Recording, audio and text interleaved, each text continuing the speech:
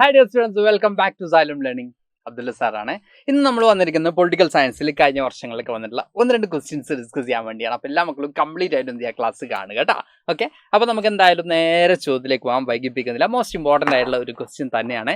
ചോദ്യം ഇതായിരുന്നു: discuss the context of fourth general elections of India 1967.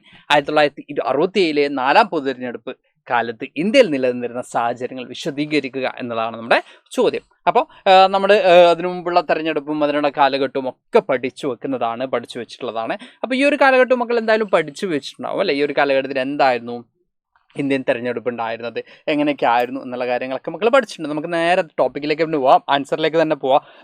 നമ്മുടെ ആൻസർ ഇതാണ്: ഫോർത്ത് ജനറൽ ഇലക്ഷൻ 1967. അതിലെ കോണ്ടെക്സ്റ്റ് ആണ് നമ്മൾ നോക്കാൻ പോകുന്നത്. എന്ത് സാഹചര്യമായിരുന്നു ഈ ഒരു കാലഘട്ടത്തിൽ ഉണ്ടായെന്നാണ് നമുക്ക് നോക്കാൻ പോകുന്നത്. It was first time in the history of Congress there base was shaken in the election. നമുക്ക് കാണാൻ പറ്റും, നമ്മൾ കോൺഗ്രസ് ഡോമിനൻസ് ആണ്, ഇറ ഓഫ് വൺ പാർട്ടി ഡോമിനൻസ് എന്നുള്ള ചാപ്റ്ററിലൊക്കെ നമ്മൾ പഠിച്ചിരുന്നത് ആ ഒരു കോൺഗ്രസിൻ്റെ ഡോമിനൻസ് ആയിരുന്നു അല്ലെ? കോൺഗ്രസ് എങ്ങനെയാണ് ആ ഒരു ആധിപത്യം, ആ ഒരു മേധാവിത്വം നിലനിർത്തിയിരുന്നത് എന്നുള്ള കാര്യങ്ങളൊക്കെയാണ് നമ്മൾ പഠിച്ചത്. പക്ഷെ അതിൽ ചെറിയ ഒരു വെല്ലുവിളിയായി ഈ പറയുന്ന നാലാമത്തെ ഇലക്ഷൻ വരുന്ന സമയത്ത് കോൺഗ്രസിന് ചെറിയൊരു എന്തുണ്ടാവുന്നുണ്ട്, വലിയ രീതിയിൽ കോൺഗ്രസ് തോൽക്കുന്നു എന്നൊന്നല്ല പറയുന്നത്, പക്ഷെ എന്തായാലും എന്തുണ്ടാവുന്നുണ്ട്, ഒരു മാറ്റം ഉണ്ടാവുന്നുണ്ട് ഇന്ത്യൻ ഹിസ്റ്ററിയിൽ. Okay, consider as the landmark in the political history of India. ഇത് നമ്മുടെ ഇന്ത്യയിലെ പൊളിറ്റിക്കൽ ഹിസ്റ്ററിയിൽ ഒരു ലാൻഡ് മാർക്കായിട്ട് തന്നെ, അല്ലെങ്കിൽ പ്രധാനപ്പെട്ട ഒരു ഇവൻ്റ് ആയിട്ട് തന്നെ, അല്ലെങ്കിൽ പ്രധാനപ്പെട്ട ഒരു ഘട്ടമായിട്ട് തന്നെ നമ്മൾ എന്ത് ചെയ്യുന്നുണ്ട്, ഇത് കണക്കാക്കുന്നുണ്ട്. അപ്പോൾ എന്താണ് ആ ഒരു കോണ്ടെക്സ്റ്റ് എന്ന് നോക്കാം. ഓക്കെ, ഇവിടെ നമ്മൾ പറയുന്നുണ്ട് two prime minister had died in quick succession. നമുക്ക് കാണാൻ പറ്റും ആ ഒരു ആദ്യത്തെ ഒരു സാഹചര്യം എന്ന് പറയുന്നത് രണ്ട് പ്രൈം മിനിസ്റ്റേഴ്സിൻ്റെ മരണം. ഏറ്റവും പ്രധാനപ്പെട്ട കാര്യം അല്ലേ, ജവഹർലാൽ നെഹ്റുവിന് ശേഷം ആര് എന്ന് പറഞ്ഞ് ഭയങ്കര കൺഫ്യൂസ്ഡ് ആയി നിൽക്കുന്ന ഒരു സാഹചര്യം ഉണ്ടായിരുന്നു ഇന്ത്യയിലും. ദെൻ ജവഹർലാൽ നെഹ്റുവിന് ശേഷം ആര് വരുന്നു? നമുക്ക് കാണാൻ പറ്റും ലാൽ ബഹദൂർ ശാസ്ത്രി വരുന്നു. ഓക്കെ, അദ്ദേഹവും മരിക്കുന്നു. അപ്പോൾ അടുത്തടുത്തായി രണ്ട് പ്രഗത്ഭരായിട്ടുള്ള രണ്ട് പ്രോമിനൻ്റ് ആയിട്ടുള്ള ലീഡേഴ്സ് അല്ലെങ്കിൽ പ്രധാനമന്ത്രി സ്ഥാനത്തിരുന്ന രണ്ടാളുകളുടെ മരണം വലിയ രീതിയിൽ തന്നെ ഇന്ത്യയുടെ പൊളിറ്റിക്കൽ ഹിസ്റ്ററിയിൽ എന്തുണ്ടാക്കുന്നുണ്ട്, വലിയ ഒരു ചലഞ്ച് എന്ന രീതിയിൽ തന്നെ നെക്സ്റ്റ് എന്ന രീതിയിൽ എന്ത് ചെയ്യുന്നുണ്ട്, വലിയൊരു ക്വസ്റ്റ്യൻ മാർക്ക് അവിടെ ഉന്നയിക്കപ്പെടുന്നതായിട്ട് നമുക്ക് കാണാൻ പറ്റും. നെക്സ്റ്റ് നമുക്ക് കാണാൻ പറ്റുന്നത് ഇന്ദിരാഗാന്ധിയാണ് ആ ഒരു പൊസിഷനിലേക്ക് വരുന്നത് അല്ലേ? ഇന്ദിരാഗാന്ധിയും മറ്റ് പല ആളുകളും മുമ്പിലേക്ക് വരുന്നുണ്ടെങ്കിലും എന്ത് ചെയ്യുന്നുണ്ട്, ഇന്ദിരാഗാന്ധിക്കാണ് ആ ഒരു സ്ഥാനം ലഭിക്കുന്നത്. ഓക്കെ, അപ്പോൾ എന്താ പറയുക, മൊറാർജി ദേശായിയെ പോലെയുള്ള ലീഡേഴ്സ് ഉണ്ടാവുന്നുണ്ട്, പക്ഷേ ഇന്ദിരാഗാന്ധിക്കാണ് ആ ഒരു സ്ഥാനം ലഭിക്കുന്നത്. അതിന് പിന്നിൽ ഈ പറയുന്ന സിൻഡിക്കേറ്റ് എന്ന് പറയുന്ന ഗ്രൂപ്പിൻ്റെ ഇൻഫ്ലുവൻസും കാര്യങ്ങളൊക്കെ നമ്മൾ പഠിച്ചതാണ്. അപ്പോൾ ഇന്ദിരാഗാന്ധി പൊളിറ്റിക്കൽ നോവോയ്സ് എന്ന് പറഞ്ഞുകൊണ്ട് ഉദ്ദേശിക്കുന്നതാണ് ഇന്ദിരാഗാന്ധിക്ക് ആ ഒരു പൊളിറ്റിക്കലായിട്ടുള്ള ഇൻഎക്സ്പീരിയൻസ് തന്നെ നമുക്ക് പറയാം. എന്തുണ്ടായിട്ടുണ്ട്, മിനിസ്ട്രിയിൽ മെമ്പർ ആയിരുന്നു, ഒക്കെ ശരിയാണ്, കോൺഗ്രസ് വലിയ പൊസിഷനിലൊക്കെ ഉണ്ടായിരുന്ന ആളുകളൊക്കെ തന്നെയാണ്. പക്ഷെ എന്നാലും കമ്പറേറ്റീവ്ലി അതിന് മുമ്പുണ്ടായിരുന്ന ലീഡേഴ്സിനെ കമ്പയർ ചെയ്യുന്ന സമയത്ത് അത്രയും ഒരു പരിചയം ആർക്കും ഉണ്ടായിരുന്നില്ല, ഇന്ദിരാഗാന്ധിക്ക് ഉണ്ടായിരുന്നില്ല എന്നുള്ളതാണ്. The next one is decline in agriculture production due to the failure of monsoon and widespread drought. നമുക്ക് കാണാൻ പറ്റും, അതായത് അഗ്രികൾച്ചർ ഫെയിലിയർ, കാർഷിക മേഖലയുണ്ടായിട്ടുള്ള എന്തുണ്ടായിട്ടുണ്ട്, വിളവ് നാശവും കാര്യങ്ങളൊക്കെ നമുക്ക് കാണാൻ പറ്റും. കാരണം ക്ലൈമറ്റിൽ ഉണ്ടായിട്ടുള്ള ചേഞ്ചസും കാര്യങ്ങളൊക്കെ കൊണ്ട് എന്ത് ചെയ്തിട്ടുണ്ട്, കാർഷിക മേഖല മൊത്തത്തിൽ തകർന്നു നിൽക്കുന്ന ഒരു സാഹചര്യമായിരുന്നു. വരൾച്ച പോലുള്ള സാഹചര്യം കൂടി നമുക്ക് കാണാൻ സാധിക്കും. അപ്പോൾ ഫിനാൻഷ്യലി വലിയ രീതിയിൽ എന്ത് ചെയ്യുന്നുണ്ട്, പ്രോബ്ലംസ് ഫേസ് ചെയ്യുന്ന കാര്യമാണ്. അതായത് പൊളിറ്റിക്കൽ സ്ഫിയർ നോക്കുന്ന സമയത്ത് രണ്ട് ഏറ്റവും പ്രഗത്ഭരായിട്ടുള്ള ലീഡേഴ്സ് മരിച്ചു, അതിനുശേഷം അത്രയും എക്സ്പീരിയൻസ് അല്ലാത്തൊരു പേഴ്സൺ വന്നു, ഇങ്ങനെ പൊളിറ്റിക്കലായിട്ടുള്ള കുറേ കാര്യങ്ങളുണ്ട്. അതുപോലെ നമ്മൾ ഇക്കണോമിക് സെക്ടർ നോക്കുന്ന സമയത്ത് അവിടെയും പല പ്രോബ്ലംസ് ഉണ്ട്, അവിടെയും പലതരത്തിലുള്ള എന്തുണ്ട്, പ്രശ്നങ്ങൾ നിലനിൽക്കുന്നുണ്ട്. ഇനി drop in industrial production and export. Industrial പ്രൊഡക്ഷനൊക്കെ എന്ത് ചെയ്തു, ഡ്രോപ്പ് ചെയ്തു, അതും താഴേക്ക് പോയി, അതും ഡിക്രീസ് ചെയ്തു. അതുപോലെ തന്നെ എക്സ്പോർട്ടൊക്കെ എന്ത് ചെയ്തു, ഡിക്ലൈൻ ചെയ്തു തുടങ്ങി. Then sharp rise military expenditure എന്ത് ചെയ്തു, വലിയ രീതിയിൽ ഇൻക്രീസ് ചെയ്യുന്ന സിറ്റുവേഷൻ ഉണ്ടായി. ഇതൊക്കെയായിരുന്നു ആ ഒരു ഇലക്ഷൻ്റെ ആ ഒരു ടൈമിലെ പ്രധാനപ്പെട്ട കാര്യങ്ങളെന്ന് പറയുന്നത്.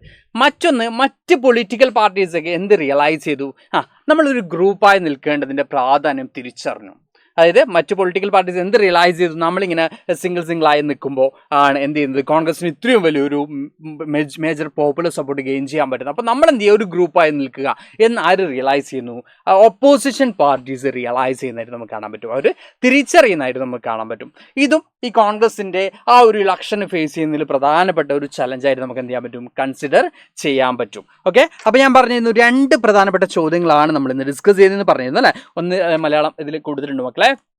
അപ്പോൾ 2 പ്രധാനമന്ത്രിയുടെ മരണവും അതുപോലെ തന്നെ നേതൃസ്ഥാനവും അതുപോലെ തന്നെ സാമ്പത്തിക മേഖലയിൽ ഉണ്ടായിട്ടുള്ള പ്രശ്നങ്ങൾ, അതുപോലെ തന്നെ 1-2 മറ്റു പ്രശ്നങ്ങളും കൂടി നമ്മളിവിടെ അഡീഷണൽ ആയിട്ട് ആഡ് ചെയ്തിട്ടുണ്ട്. ഹിന്ദു മുസ്ലിം സംഘർഷങ്ങൾ, ദാരിദ്ര്യം, തൊഴിലില്ലായ്മ, അങ്ങനെ പലതരത്തിലുള്ള പ്രശ്നങ്ങളാണ് നമുക്ക് ഈ ഒരു കാലഘട്ടത്തിൽ കാണാൻ സാധിച്ചിരുന്നത്. അപ്പോൾ 2 ക്വസ്റ്റ്യൻ തരുമെന്ന് പറഞ്ഞിരുന്നു. അത് ഇതിൻ്റെ തുടർച്ചയായിട്ട് തന്നെ നമുക്ക് പോവാം.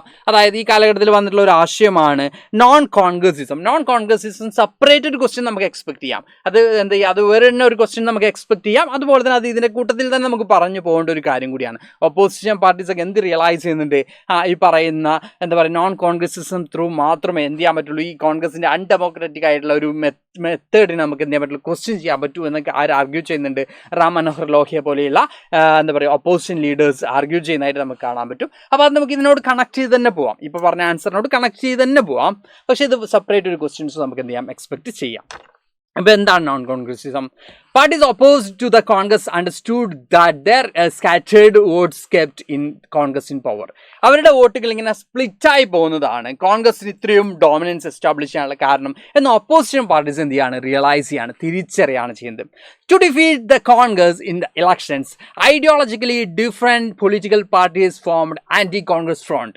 അപ്പോൾ കോൺഗ്രസിനെ ഡിഫീറ്റ് ചെയ്യാൻ വേണ്ടി, കോൺഗ്രസിനെ തോൽപ്പിക്കാൻ വേണ്ടി ഐഡിയോളജിക്കലി ഡിഫറെൻ്റ് ആയിട്ടുള്ള പൊളിറ്റിക്കൽ പാർട്ടീസ് കൂടി എന്ത് ചെയ്യാണ്, ഒരു ആൻറ്റി കോൺഗ്രസ് ഫ്രണ്ട് ഫോം ചെയ്യാണ്. കോൺഗ്രസ് ഇതര ഒരു എന്താ പറയുക സഖ്യം രൂപീകരിക്കുകയാണ് ചെയ്യുന്നത്. ഓക്കെ, ഇനി Ram Manohar Lohia A socialist leader coin the term non Congressism. ഈ പറയുന്ന ഐഡിയക്കില്ല റാം മനോഹർ ലോഹ്യ എന്ന് പറയുന്ന സോഷ്യലിസ്റ്റ് ലീഡർ കൊടുത്ത് എന്താ പറയുക ഒരു ആശയമാണ്, അല്ലെങ്കിൽ ഒരു എന്താ പറയുക ഒരു പേരാണിത് നോൺ കോൺഗ്രസിസം എന്നുള്ളത്.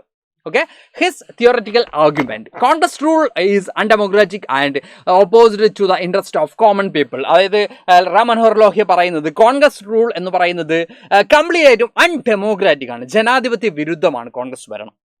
അപ്പോൾ അതിനെന്ത് ചെയ്യണം, അത് ജനങ്ങൾക്കെതിരാണ്, ജനങ്ങളുടെ താല്പര്യങ്ങൾക്കെതിരാണ് കോൺഗ്രസ് ഭരണം. അപ്പോൾ അതിനെ ഒപ്പോസ് ചെയ്യാൻ എന്ത് വേണം, ഒരു സ്ട്രോങ് ആയിട്ടുള്ള ഒരു ഓപ്പോസിഷൻ റൂൾ നിർബന്ധമാണ് എന്നാണ് ആർഗ്യൂ ചെയ്യുന്നത്, റാം മനോഹർ ലോഹ്യ ആർഗ്യൂ ചെയ്യുന്നത്. The coming together of non Congress parties is necessary for reclaiming democracy for the people.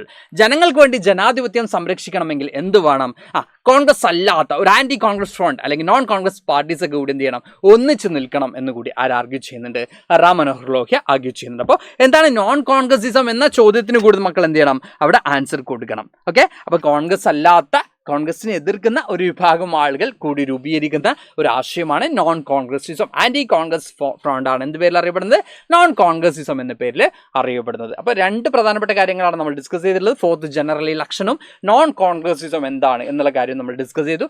Most important ആയിട്ടുള്ള ടോപ്പിക് തന്നെയാണ് മക്കളെ. ഇതുപോലെ തന്നെ ഡിഫക്ഷൻ ആണെങ്കിലും കോalition ആണെങ്കിലും എല്ലാം ഇമ്പോർട്ടൻ്റ് തന്നെയാണ്. ഒന്നിനും നമ്മൾ എന്ത് ചെയ്യുന്നില്ല, പ്രാധാന്യം മാറ്റി നിർത്തുന്നില്ല. അപ്പോൾ എല്ലാ ഭാഗങ്ങളും മക്കൾ ക്ലിയർ ആയി തന്നെ പഠിച്ചു പോകണം. അതിനൊക്കെ ചെറിയ ചെറിയ ക്ലാസ്സുകളൊക്കെ നമ്മൾ ടീം മൊത്തം നിങ്ങളുടെ മുമ്പിലേക്ക് വന്നുകൊണ്ടിരിക്കുകയാണ്. ഇനിയും നിങ്ങളുടെ മുമ്പിലേക്ക് നമ്മൾ വരുന്നതാണ് ഇതുപോലുള്ള ക്ലാസ്സും കാര്യങ്ങളൊക്കെ ആയിട്ട്. അപ്പോൾ അടുത്ത ക്ലാസ്സിൽ വീണ്ടും കാണാം മക്കൾ. അപ്പോൾ എല്ലാവരും അടിപൊളിയായി പഠിക്കാൻ, നല്ല മാർക്ക് തന്നെ എന്ത് ചെയ്യുക, സ്കോർ ചെയ്യുക. Thank you all, by.